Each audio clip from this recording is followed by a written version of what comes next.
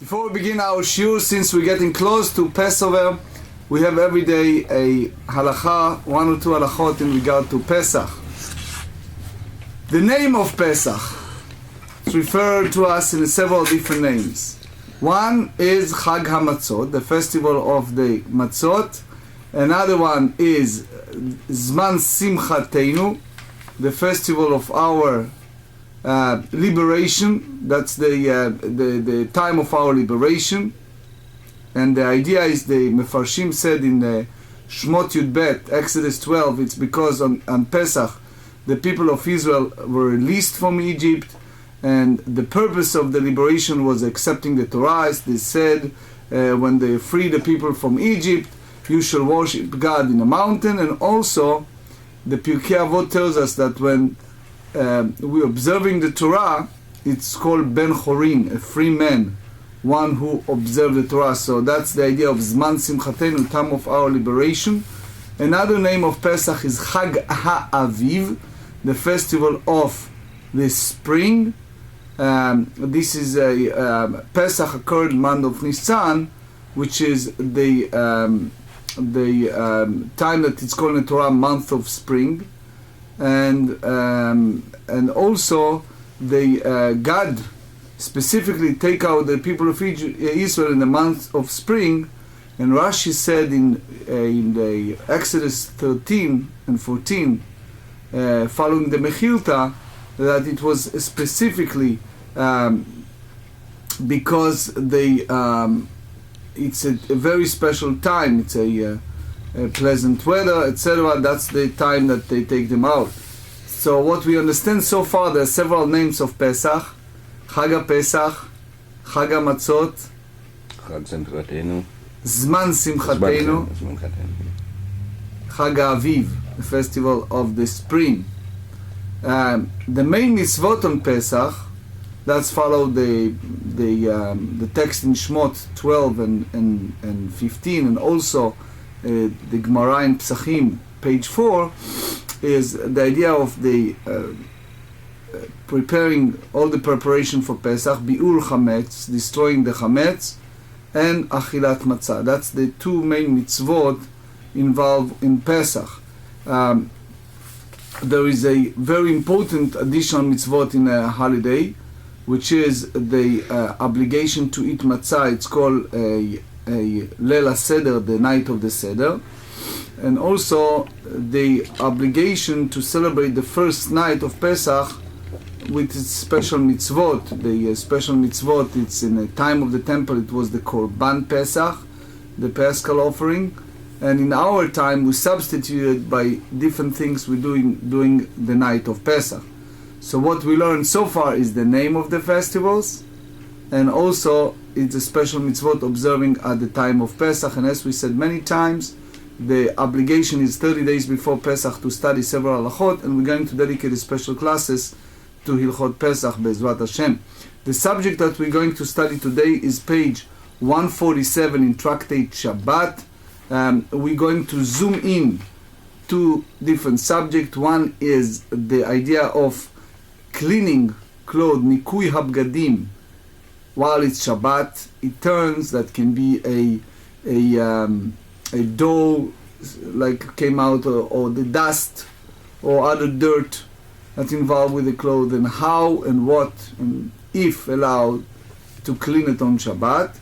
The second subject we're going to discuss today is taking a shower, rechitzat haguf, partially, fully, in which way, when, cold, hot water, etc. What condition? It's a baby's, adult, certain situations, when and where and how we're allowed to clean our bodies on Shabbat. Let me begin with the code, Shulchan Aruch, Shin Bet, chapter 302. I'm just reading from the translation of the Shulchan Aruch, the Mishnah Brura. I think this gives us an introduction to our first subject. It's called the laws concerning the cleaning and folding of garments on Shabbat.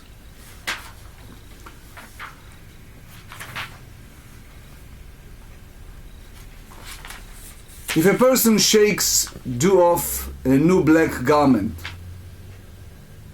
so he said that that's a transgression of Torah prohibition, because such shaking is beneficial to the garment as laundering.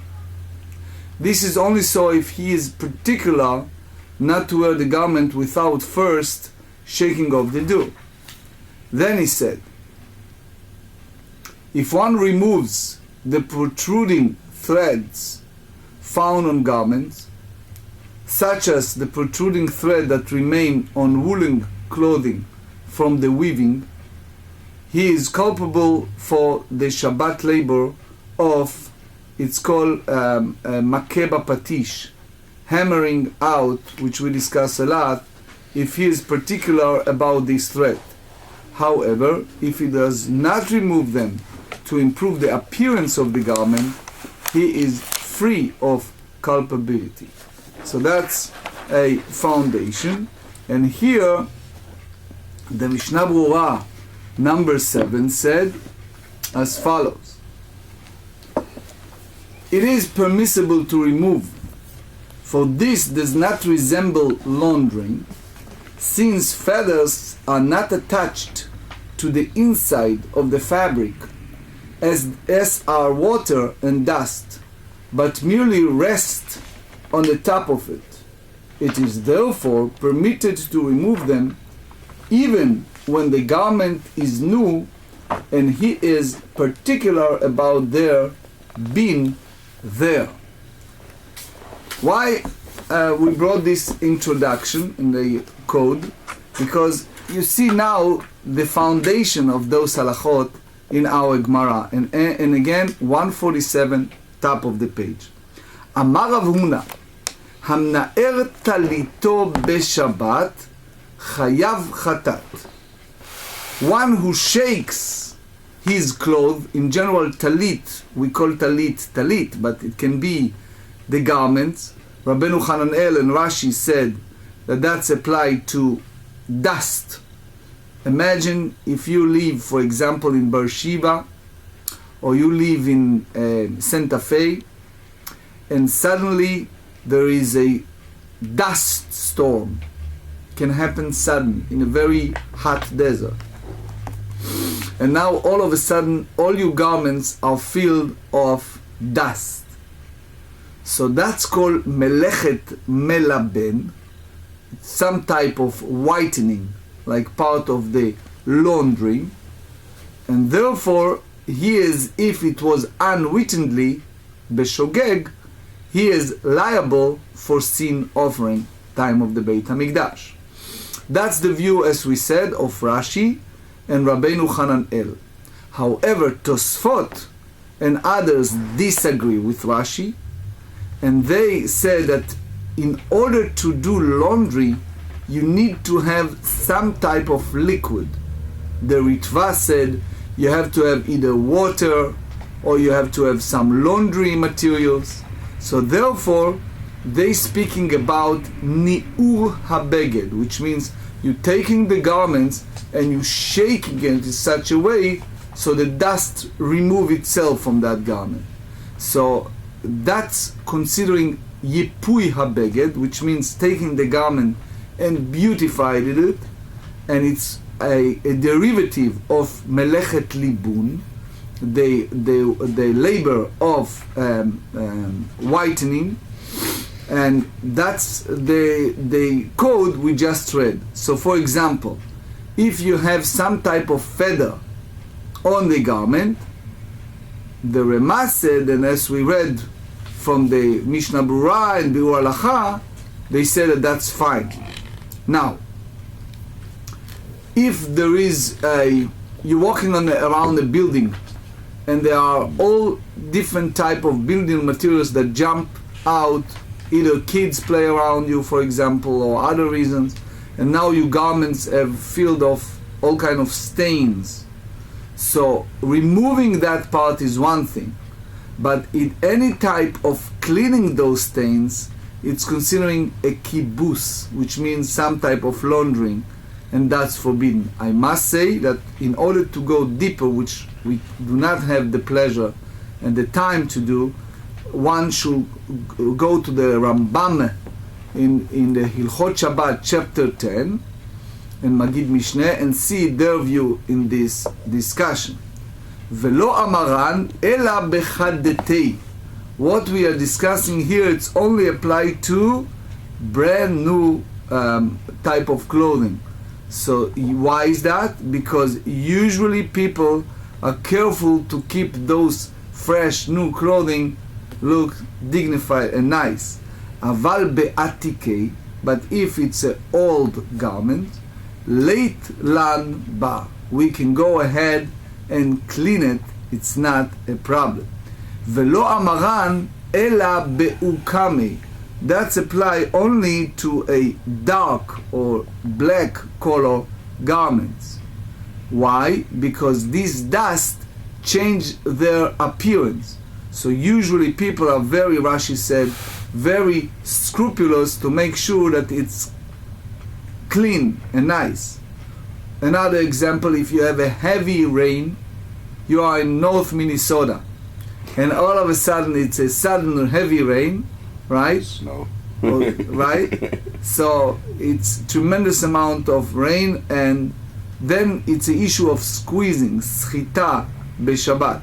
Aval b'chivare v'sumaki.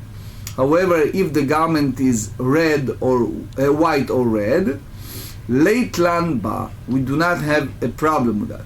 Vehu dekafid alai.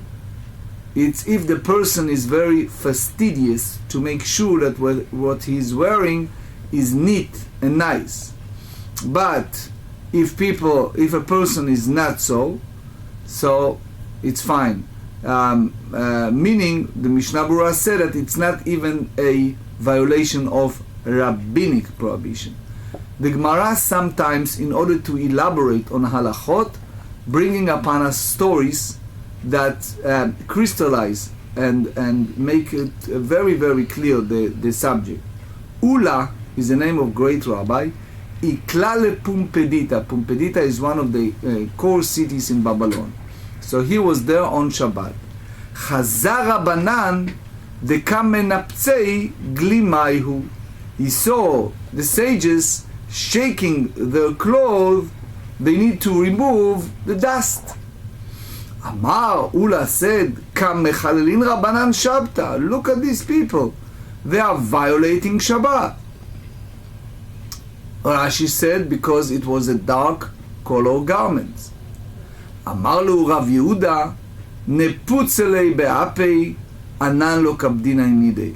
Rav Yehuda said, don't pay attention to him.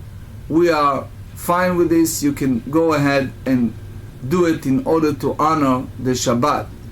Sfat Emet said that it's because it's not considering any type of nipui, any type of cleaning on Shabbat. They just make sure that they remove those dust that's coming around. Remember that Babylon, in some sect, is a heavy dust storms sometimes. Those who serve in Iraq and Afghanistan attest to that it can be a sudden storm of dust. Abaye avaka'ei kamei Rav Yosef. Abaye was one Shabbat stand before Rav Yosef, which was his teacher. Amar lei havli kumtemai.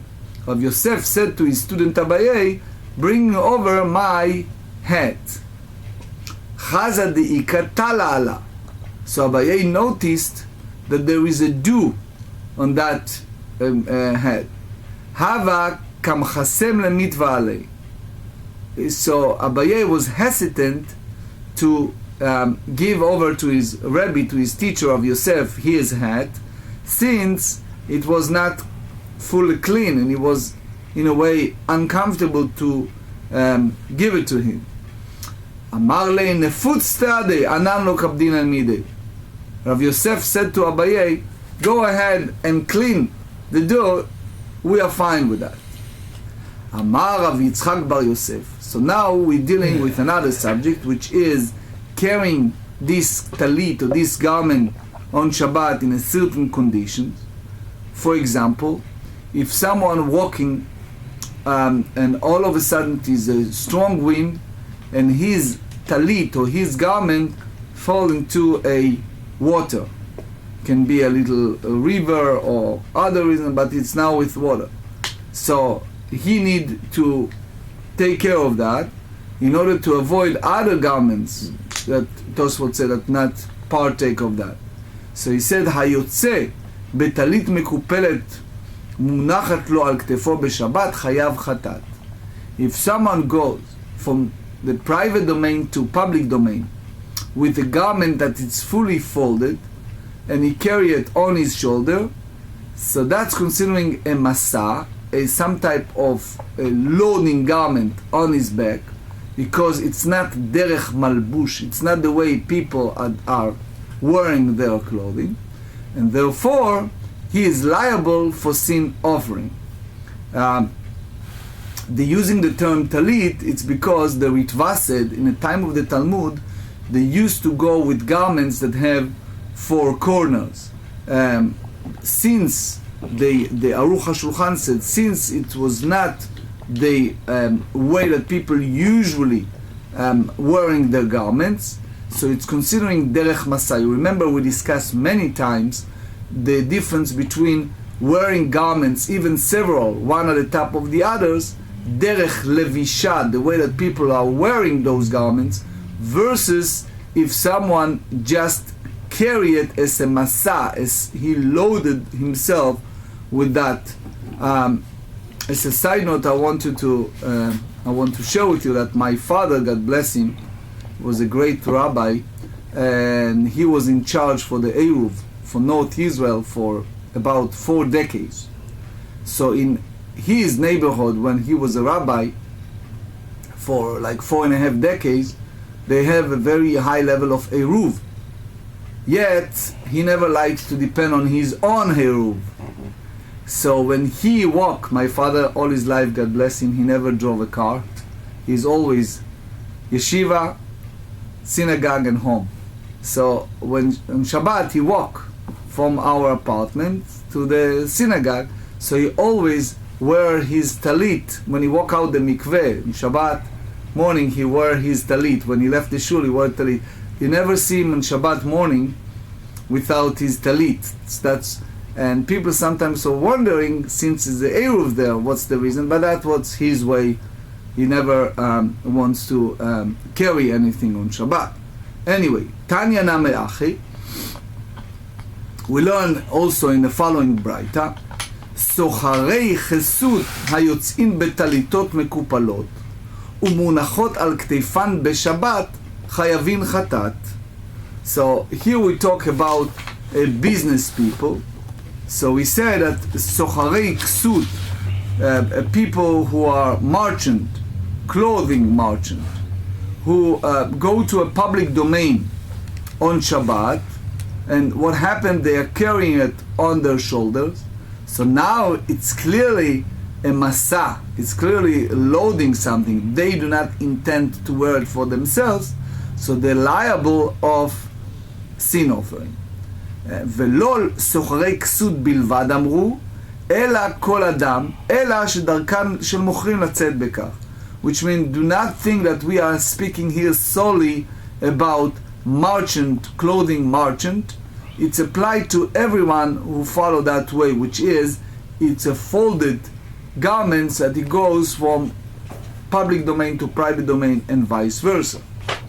Another option of something that is forbidden, v'chen vani, and the shopkeeper, hayotze, that he goes from what? From public domain, במעות הצרורות לו בצדינו, with coins that is attached to his clothes. So he said, chayav chatat, he's liable to sin offering. Why? Because here again, the difference between two entities. One, it's called derech masa, while you're carrying it, or derech malbush, the way that you wearing this garment.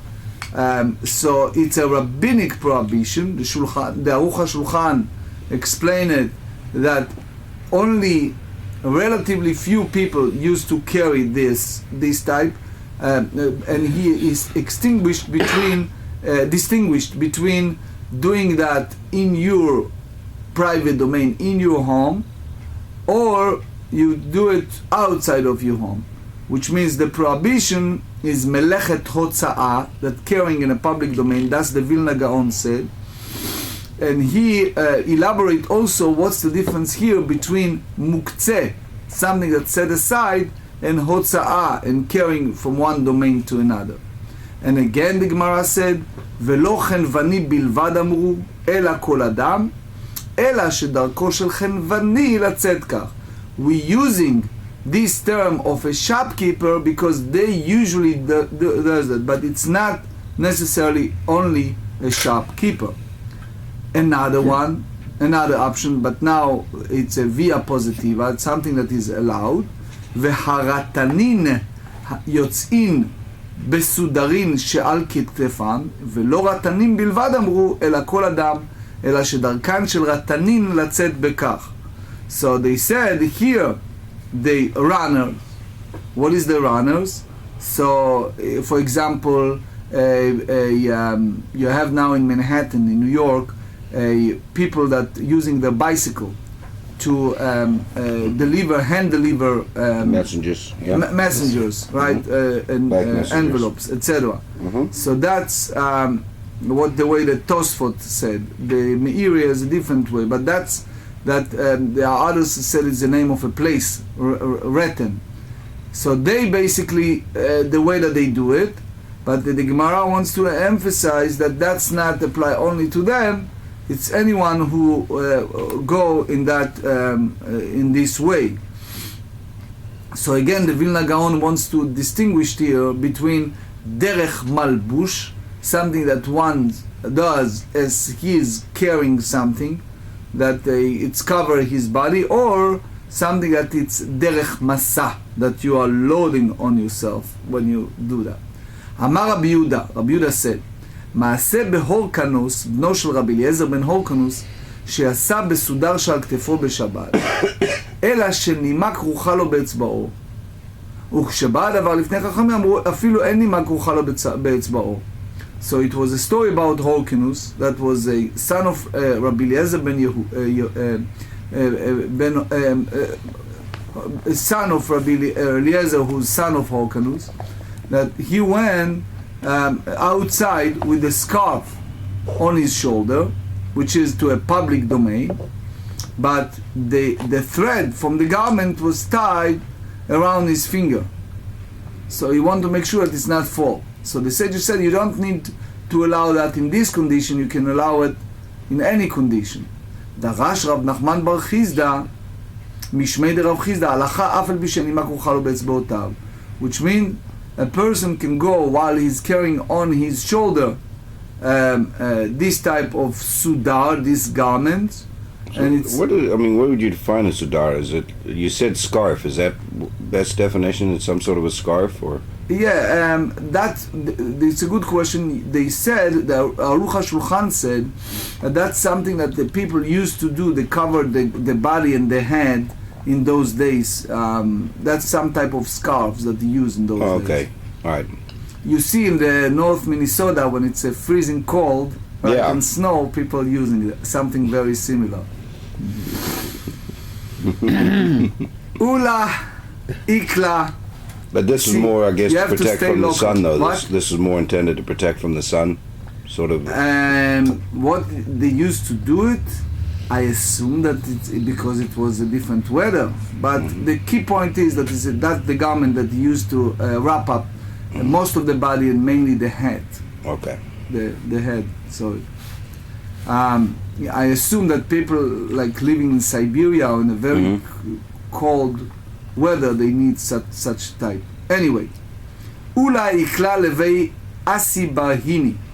Ula happened to come to the house of Asi Barhini. Ba'umine, his student asked, Ma'u la'asot marzev b'Shabbat? What about if we're making a spout? So here it's not spout, but the spout that made on one's garment. So Marlu hacha amar Rabbi Eli asur la'asot marzev b'Shabbat. He said Rabbi Eli said that you cannot make this spout on the garment. Why? It's considering tikkun kli. So Rashi explained, and also the Meiri, that it said that it's makeba patish is the same as hammering, and therefore you're not allowed to do it. My marzev. Now the Gemara wants to clarify what does that mean. A spout here. So they said bav liyata. In Babylon, it was a special pocket that they used to fold their garments, and they hold it in such a way. There is another way to say it. It's the whole idea of melechet hotza'ah, of carrying. It's a rabbinic, or depends how you look. Originally it's biblical, but here it looks like a rabbinic prohibition. Rabbi Yirmiyah vayativ kamei de Rabbi Zera. Rabbi Yirmiyah said before Rabbi Zera that was a day, and he folded his garment in a certain way. Amar le hachemai, he said, is that something that we can do on Shabbat? Amar le asur, he said that you're not allowed to do it on Shabbat. And he says vehachemai, amar le asur, he showed him a different way of folding it. He said you shouldn't do it. So if you pay attention, I said to Elliot on Saturday morning after the service that he should not fold the talit in the regular manners. He either shouldn't fold it at all or fold it not in a manner that he usually folded. Amar Rav Papa nekot hai klala biyadach. Rav Papa said this what you hold this principle. Now I've learned it is the best way is just don't fold it along the same folds that you would normally use. On Saturday. Yeah, on Shabbat. Correct. You know, correct. Fold it. You know, make sure you don't use the same folds. Correct. Correct. So they said this is the principle. Kol adata delechanufe asu delitnaot shari. So anything, the garments that one's clothing from the ground is prohibited, and any fold that is merely to beautify oneself is permitted. Ki had Rav Sheisha brei Rav Idi mitnae besdino haba. Here is an example of Rav Sheisha, son of Rav Idi, who was beautifying himself with his garment by folding it on his shoulder. So Rashi here said he said after he does that, היה מתקנו על גופו, he put it on his body, ומיישבו. But Rashi wants to emphasize that it was during the week. So he used the word klomar. In my book, I explain that Rashi said here, ובכל כאמר, כלומר, alma דאורחה בהרחה והוא הדין לשבת. Rashi here have a very big chidush. We don't have the time to read, but in my book I explain it. In general, the big chidush here that it was during the week, but on Shabbat, according to the Rashi, is also permissible, which is a chidush, which is something that we are not aware of. But the Rabbeinu Hananel and Rif also elaborate on that. Again, we do not have enough time for that. Ki'at Rav Dimi, when Rav Dimi came from Eretz Israel to Babylon, Amar, פעם אחת יצא רבי לשדה והיו שני צידי טליתו מונחים על כתפו. Rabbi went to the field on Shabbat, and both sides of his garments was from right and the left was folded on his shoulder. So in other words, he folded each side, one from the right, one from the left. אמר לפניו רבי יהושע בן זירוז בן חמיב של רבי מאיר. He said, "Bezo lo chiyev Rabbi Meir chatat." In this type of wearing the garments, Rabbi Meir didn't hold that he needs to bring a sin offering. It's not derech malbush. It's not the way that people wearing the garment. It's the way that they. In other words, Rabbi Yoshua ben Zeuz hold that his brother-in-law Rabbi Meir, for sure, is liable for sin offering by carrying it to public domain. Rabbeinu Hanel not have this way of thinking, but anyway, that's the Rashi way. Amar lei dikdek Rabbi Meir ad ka, which means Rabbi Meir is so scrupulous to hold that he needs to bring a sin offering in such a condition. So he said, Shilshel Rabbi Talito. So he holds that even it's not a biblical, but maybe it's a rabbinic. Why? You remember yesterday we talked about appearance, how people take. So it looks to others like he's carrying a loading a garment. So therefore, if a person does it to beautify, like he wants to look like everyone else in the city, that's different. Ki ata Ravin, when Ravin came from Eretz Yisrael to Babel, and we said many times that he used to go there and teach halachot. So he said, Lo Yoshua ben Zeruzava, Elo Yoshua ben Kfusayava. It's a different one. Chatano shel Rabbi Akiva, that was the son-in-law of Rabbi Akiva. Amar bezo lo chiev Rabbi Akiva chatat. He asked, in this is something that Rabbi Akiva didn't hold him, need to bring a sin offering. Amar lo digdek Rabbi Akiva adkan shel Rabbi Talito. So it's different name. Ki ata, that's now the third version of that story. Ki ata Rav Shmuel bar Rav Yuda. He came from Israel to Babylon. Amar nishal itmar. So that's a question that someone asked Rabbi, but it was not a real story. They just brought a scenario to the Rabbi, and he elaborates on that. So doesn't that describe though how we wear our talitot nowadays normally? By putting him up on our shoulder like that? Yes, but I know that, for example, I use my father, God bless him, his heart. Mm-hmm. He's a chassid, so he wearing this belt, this gartel, and he's taking the talit and he folded under that. So if there's a strong wind, it's part of his garments. And it's not just that, he wearing kapota on Shabbat. Right. So if I remember correctly, it was those years that he put a talit under the kapota many times, but in the late years it was outside of his kapota. So again, but the issue of folding it up on your shoulders, right? Isn't that how we normally wear our talitot nowadays? I mean, nowadays, yes. But folding on his shoulder, in my best understanding, it means that it's fully folded. It's not just folding. It's like you're taking anything and you just carry it on your shoulder, like the Arabs does on the head, on the shoulder. That's what they meant. Well, here it says he took the two sides of his cloak, the area normally draped over one's arms, and folded them back towards him so that the right edge of the cloak rested on his right shoulder and the left edge on his left shoulder. Mm-hmm. Isn't that exactly what we do with our talitot nowadays? In a way, yes. But in my best understanding, the garments in those days was different garments, different type of garments. Mm-hmm. That's my best understanding. The next Mishnah, now we go to even more practical subject, which is cleaning our body on Shabbat. There are two, just few words of introduction. There are two main issues of cleaning our body on Shabbat. One is washing in hot water. Two is the rabbinic decree that the person going to squeeze. Using a hot water, if you remember, we discussed it much earlier in the page 40. It was a gzerat habalanim. It was in those days a bathhouses, and people who are not so religious, they used to heat it, and sometimes they caught them doing that on Shabbat because it was underground coal that was heated, and they sometimes get there on Shabbat and realize that it's not hot enough. So therefore the rabbis put a decree that we're not allowed to use hot water on Shabbat.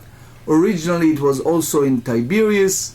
People went there, like nowadays they use a sauna to sweat there, and then the rabbis removed that decree. But the key point is washing our body with the cold water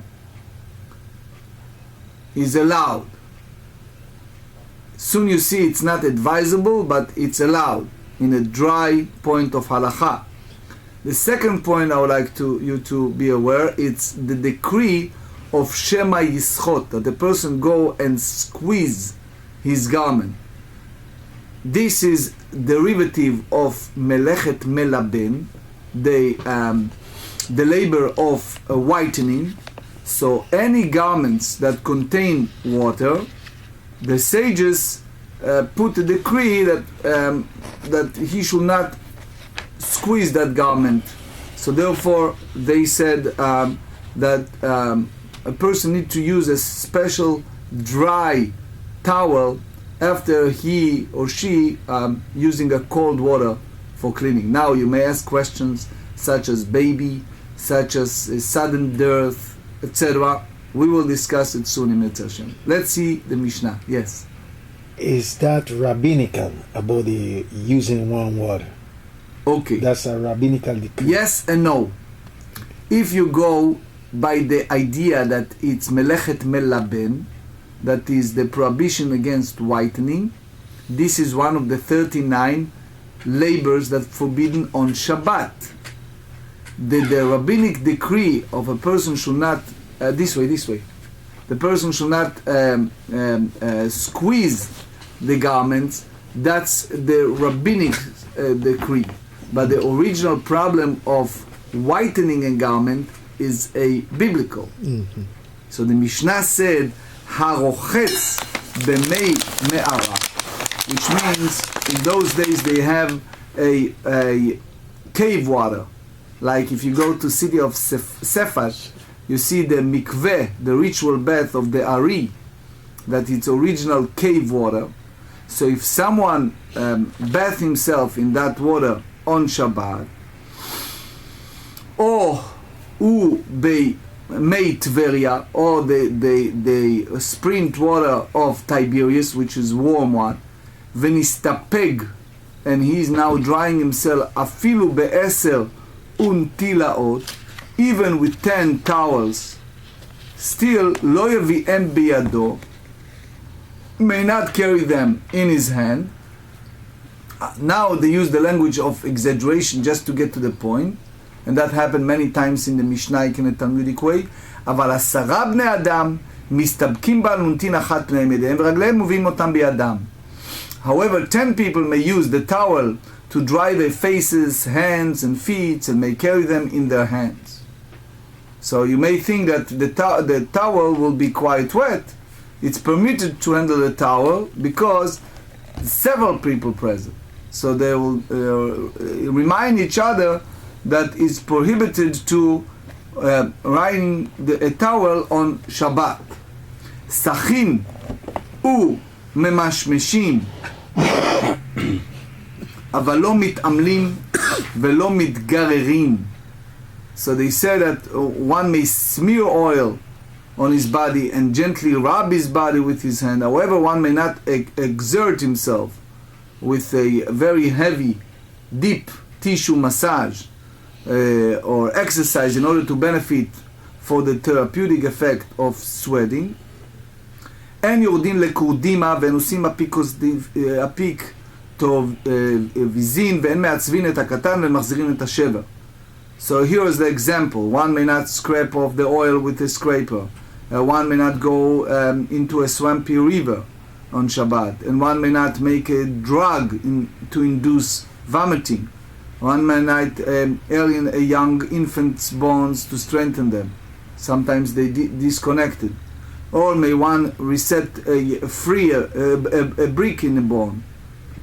Broken, I'm sorry. מי שנפרקה ידו ורגלו לא יתרפם בצונן, one whose hand or foot was dislocated may not move them about vigorously in cold water, אבל רוחץ הוא כדרכו, but he can wash the limb in a typical manner, ואם נתרפא, נתרפא. If it happened that this was cured to the washing, here is cure. So basically what we said here, that's based on the Shulchan Aruch Shin Kafchet 328, and the Tur said that it's apply if you rub deeply with a cold water, so it's clear that it's for the purpose, medicine purposes, that's a problem. But the place that it's not, the prohibition is only if it's clear for the medicinal purposes. But the Meiri said if it's toward the body, not directly, it's fine. The GEMARA, We compare, we juxtapose the cave water to the water of Tiberias, that both are hot. הרוחץ, דיעבד אין לכתחילה לא. If one wash, if it's בדיעבד, by force of circumstance, fine, but לכתחילה in an issue it shouldn't be. מכלל, we just turn to page 147b, דלהשתתף כל גופו, אפילו לכתחילה שפיר דמי. That one who rinses his body by taking a hot water on Shabbat, which means he's not ducking into it, he's just pouring the hot water, so it's fine even lechatchila. So the Ritva said that the big chidush here is bringing the towel to the house, but the point is that it's the whole idea of using certain type of washing in a cave or different condition. It's big dispute among the rabbis. How? We're not yet in a practical halacha, but soon you see that it's not so simple. Mani, who is the one who holds this Mishnah? Rabbi Shimoni the Tanya, lo ishtatef atam, ben bechamim betzumei divrei Rabbi Meir. Rabbi Meir hold that the person, it's marit ayin, the way that it's appear, that people misconstrue, that they think that he used now a cold water, maybe they think that before that he used a hot water. So therefore he said that a person not use neither cold not hot. Rabbi Shimon matir, Rabbi Shimon allow it, because usually people duck and not rinsing the body. Rabbi Yehuda omer b'chamin asur b'tzunei mutar. Rabbi Yehuda said that in hot it's forbidden, but in cold you're allowed to do it. He meant to say when the rabbis put this decree of the bathhouse, that applied the entire body, but not part after the part. And so basically the Mishnah go by the idea that a person cannot do the entire body in a hot water, the way that Rabbi Shimon understand. But the halacha is according to Rabbi Yehuda. The Shulchan Aruch in 326 halacha Shin Kavav said it clearly. But the Truma tradition said, and that's very important to remember, that we do not take a shower on Shabbat in a regular way, even with the cold water. And most of the contemporary rabbis, like Minchat Yitzchak, like Rabbeinu Ovadia Yosef, like Igrot Moshe, most of the rabbis say that follow this Truma tradition, that we should not take a shower at all on Shabbat. There are certain exceptions, as I said. Sick person is different, baby is different, etc. But in general, we don't do it. I remember years back, it was a story that goes on in my yeshiva when we study about the Chebiner Rav. The Rav of Chebin was a great sage who studied with my wife's grandfather, Rav Meshulam Rate. For years they studied. And the story goes that one Shabbat morning he went to the mikveh, to duck himself in a mikveh in Yerushalayim. And he went down 1 or 2 steps down, and he realized that the water is hot, or most probably very hot, and he just dressed up and walked out. He didn't duck himself in mikveh, even he did it every day, including Shabbat. So as you see here in the contemporary rabbis, even ducking in mikveh when it's hot, and even it was heated in advance, it's not so clear. He must probably hold that if it was heated in advance and stop, it's fine. But if it's continuation of heating, it's an issue. But when you duck in a mikveh, yeah, you can't duck everything, right? Why not? Because then you might lose some hair. Good point, but the losing hair, it's applied to schita. For example, when using shampoo, okay, so then some hair will fall. But if we duck in a natural way, especially if it's a cold water, okay, you don't have that. But you have to be careful when you're drying yourself with the towel. That's a good point. When you're taking a shower, if you take a shower on Shabbat, you shouldn't. You should not. Only you need it's wet from your shoulder down. As we said, Truma tradition said that a person should not shower at all. That's a good point. Yeah. But if you need some part of your body is not clean and you need to clean it, so he talk about certain part, eivar, but not the entire body in one time. Okay. And again, it's preferable to not to, if you need use it cold, and if you need you use partially. And again, it's certain procedure when you allow it. תנו רבנן, מסתפק אדם באלונתית ומניחה בחלון ולא ימסרה לה לעול ירים בפני שחשודים על אותו דבר.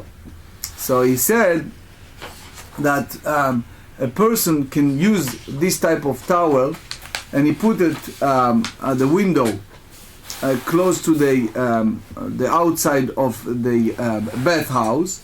But the problem is you shouldn't give it to the people who was balanim, the people who was in the mikveh, they call them here ulyarin, because they said that they are people who are not really educated. And Rabbeinu Ovadia Bartenura in Taharot explains that since they're not educated,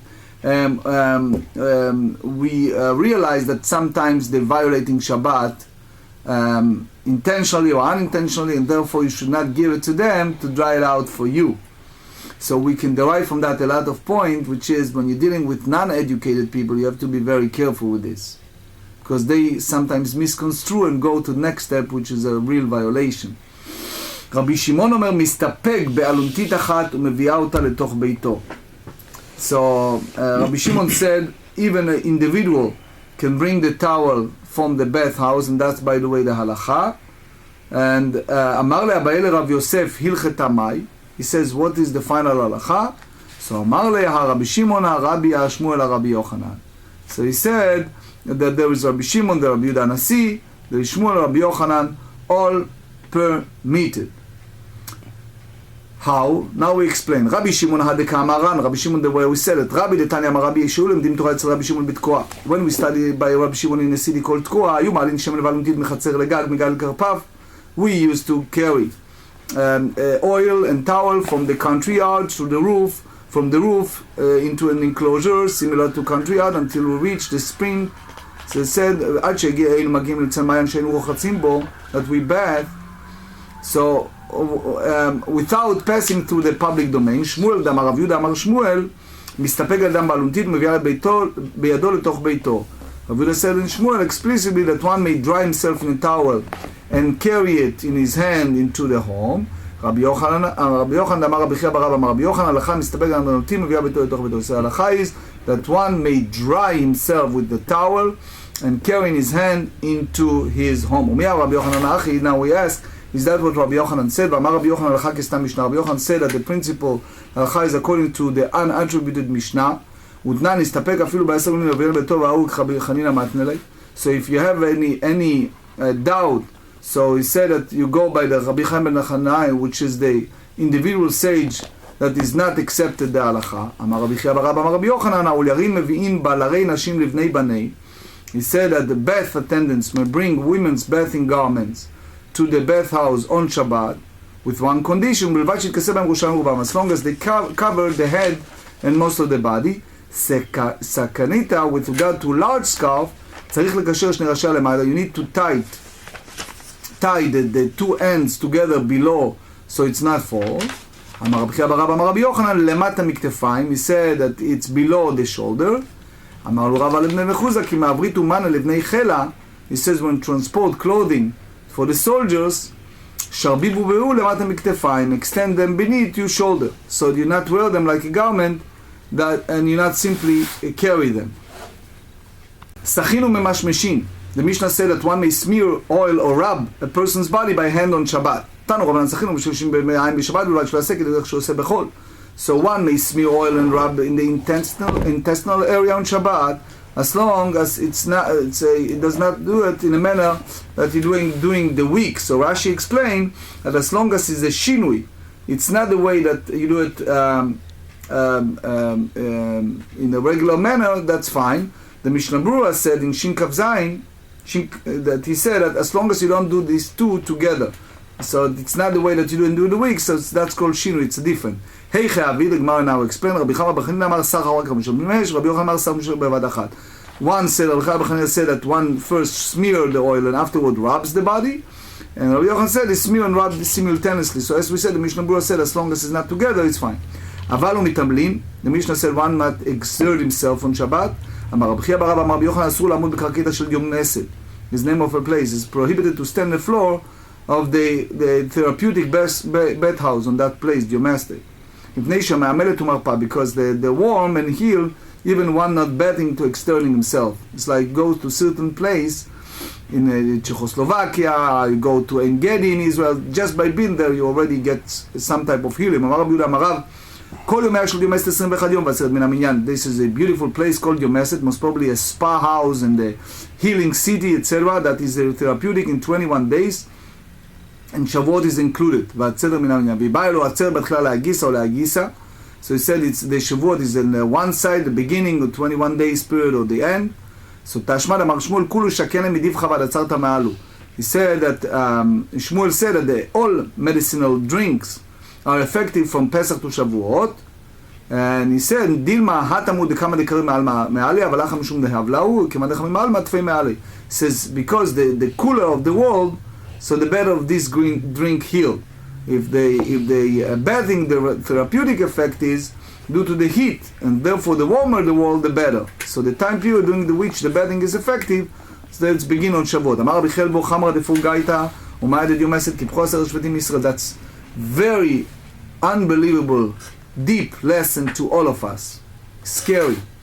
He said that the wine of Pargia is the name of the place, and the word of the Masset deprived Israel from the 10 tribes. So they said here, Rashi said that it was a 10 tribe that left the house of David and they built for themselves a community, and they exiled by the Assyrian king, and therefore they, according to the end of Book of Kings, they departed from us, and according to Rabbi Akiva in a Tractate Sanhedrin, page 110, these 10 tribes will never come back, which means that we lost them forever out of 12 tribes. That's the opinion. But the key point is, the Maharal explained that because they occupy themselves so much with pleasure, there are people who are so desire for pleasure that all their life is around pleasure, between one spot to another, spoil themselves, having fun all his life, etc. So that's basically take away everything from them. And you remember we studied in Tractate 6 in Pirkei Avot that the Torah can be fulfilled only with someone who has reduced pleasure from himself. He has subjugated himself to Torah, but because they went to that level and they go downhill, they disconnected from Am Yisrael, and that's unfortunate. According to Rabbi Akiva, we lost them totally. Now another very frightening story. Rabbi Elazar ben Arach Hikla Le'atam, a story about a great rabbi, was one of the 5 students of Rabbi Eliezer ben Horkinus. You know that Rabbi Yochanan ben Zakkai, that it was the end of the Second Temple era. You see that in the Pirkei Avot. And what happened, he went to that place, Imshich Batrayu. You go to a certain place, no names, all right, but the person who occupy himself in Vegas or other places all his life, right? So he go down the hill. So this great rabbi went there. Akar Talmuda. Unfortunately, his Torah learning was forgotten. They brought him back. When he come back, and they brought him a Sefer Torah. So they show him a pasuk, a sentence. They said, "Achodesh hazeh lachem." Ba'al mikra achodesh hazeh lachem. This is the first month, which is the upcoming months of Nisan. Amar, he didn't read it properly. He read Hacheresh haya libam. He just missed up the whole readings, which is frightening to see a giant scholar how, when he was involved in such a vanity life, he lost all of his huge, tremendous knowledge. Ba'u Rabbanan Rachamei Alev Adar Talmudi. All the rabbis gathered together and pray for him and ask Hashem to have compassion upon him, and his learning was restored, which go again to show us what happened to people that occupy their lives with vanity. Even a great sage like Rabbi Elazar ben Arach. That's the point Rabbi Norai said in Pirkei Avot, in chapter 4. We said a person should go to exile, to go to extra effort to a place that they study Torah. Don't expect the Torah to run after you. That other people will do it for you. Do not rely on your understanding alone. תנא לא רבי נוראי שמו, אלא רבי נחמיה שמו, ואמר לרבי אלעזר בן ערך שמו, ולמקרא שמו רבי נוראי, שמנהיר הנך על ממלכה. They use different name because he will illuminate the eyes of the sages in halacha. So again, the whole point is that and it's come from Nahar, to lighten, that it was such a great step, and they want to teach us what happened to someone who is not involved in halacha. Now the Mishnah said, אבל לא מתגררים, תנו רבנן, that one may not scrap off the oil on the Shabbat. So the rabbi said, אין גורים במגרד בשבת, one may not scrap the body with a scraper on Shabbat. רבן שמעון גמליאל אומר, אם היו רגליו מלוכלכות בטיב וצועה, גורר דרכו ואינו חושש. He said, look, if a person's feet was dirty with mortar or feces or excrement, so he need to scrape them, but in the usual manner with a scraper. And he said, "Goreg Torah ve'no choshesh." He's not concerned about violating prohibition, because let's face it, he's on his shoe and it's carried a bad odor, etc. Rav Shmuel Bar Yehuda avdei yimei megrarta lechaspa. He said that his mother made him a silver scraper to use on Shabbat to distinguish from the weekday. So if something happened, he can use it, right? En yordin lekurdim amayit tama mishum pika. So we not enter Swami water full of mud on Shabbat. Why? Because due to the mud, that it's likely that one will slip and fall and come to violate the prohibition of bathing and warning on clothes.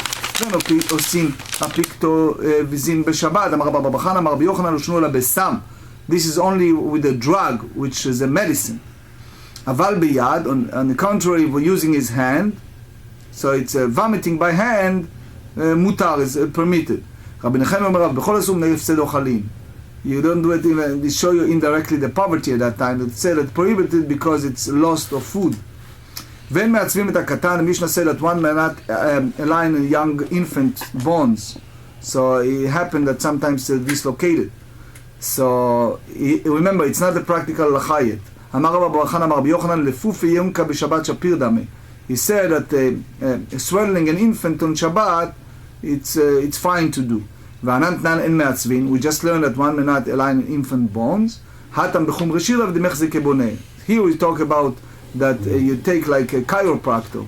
You take the spine and you put it together, you're straightening them. So it's appear like labor of building or derivative of building.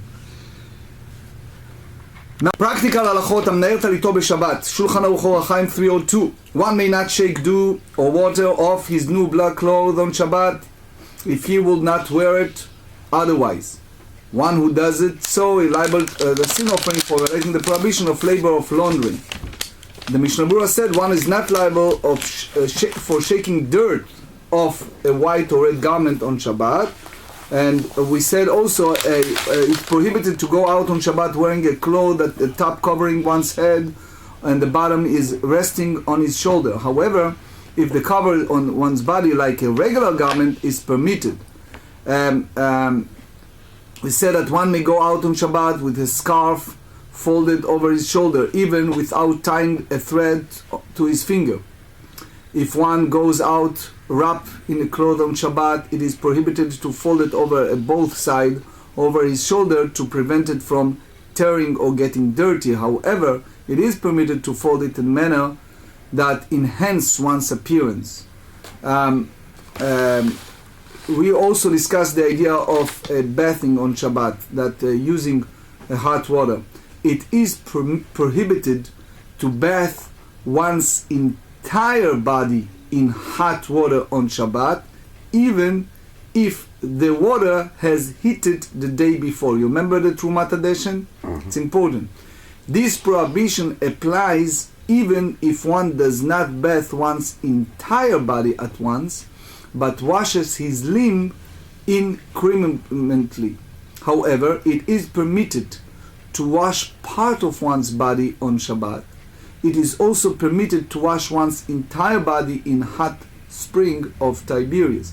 So this applies only to bathing in the spring themselves, but not in water drawn from the springs. Mistapegatam be'aluntit.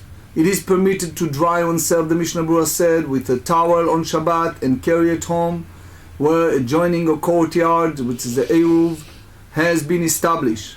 There is no concern that he will wearing the towel. However, he may not hand the towel to a bath attendant. That in those days, it is permitted to carry articles of clothing on Shabbat, provided that one wears them as a garment scrubs, or that is not cover one's head, and the majority of one's body must be tied so did not fall. Also, the Rambam tells us in the intestines area on Shabbat, he said one may smear oil and massage the intestines area on Shabbat. That's the Rambam chapter 21 in Hilchot Shabbat, but it must be performed in a manner different than the manner performed during the week, and therefore one applies the oil and rub immediately, and he does so gently and not vigorously. That's the way Rabbi Yochanan also tells us. Exerting is prohibited on Shabbat. For example, it is prohibited to step on someone's body to cause him to sweat. It's similarly prohibited to walk or a heavy exercise in order to sweat. That's including the decree prohibited medical treatment on Shabbat. So again, you see here from these halachot that all of that apply. If you need to do bath, you have to ask questions, because some circumstances it's fine, but it's all depend. The first condition is not to do anything, but if you have to, it's a cold water. If you have to use part of the body. If you have to use some warm, you combine it with cold. If you have to combine, you have to use part of the body. All the body is, again, a sick person, that's different. The last halakha I would like to share with you is vomiting on Shabbat. That's the Rambam in Hilchot Shabbat, chapter 21. One may not induce vomiting on Shabbat unless he is in pain for overreacting or the like. Since it is also prohibited to take medicine on Shabbat, it is permitted, only medicine that the doctor prescribed and said it's a must, right? It is permitted to induce vomiting only if one's hand, but not to the use of drug. That's the Rambam in Hilchot Shabbat, chapter 21, Shulchan Aruch Orach Chaim 328.